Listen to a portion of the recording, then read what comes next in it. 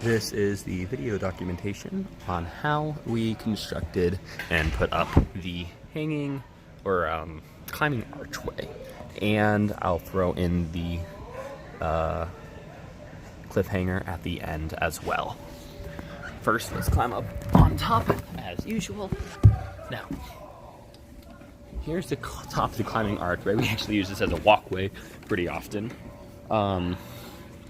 Not in classes or anything, just the rig setting. Now, as you can see, we use these orange straps. Now, the orange straps are rated very high. These are what we use generally. We used carabiners, which we make sure that we tape all of them. And then, lastly, the connection point is using a yellow strap, also rated very highly.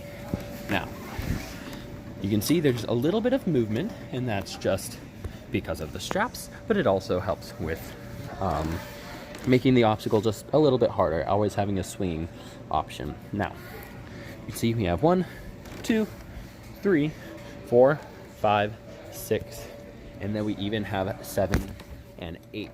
So there are 8 connection points just on this one alone. That is way more than enough to make sure that this is safe, and even if one of these breaks, which it shouldn't, there's still 7 others that are strong enough to hold it.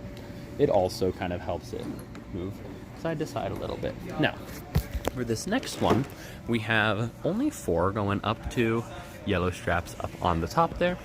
But what we also have is to a bolt anchor right there, and then to the thing right, to those corners, we used a strap, cranking strap, tie down to video documentation.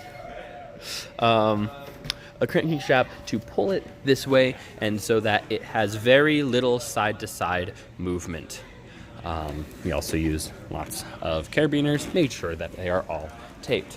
Now, as you can see, we're going to walk on this nice and strong, and then it goes to this crossbar right here. And we used U-bolts on top, make sure everything is lock washered down, and then we also use the U-bolts on the side and a single crossbeam. Making sure that everything's nice and tight.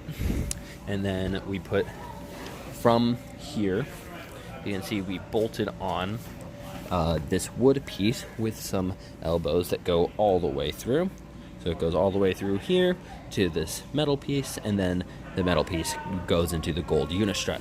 And then we just threw some climbing holes on it.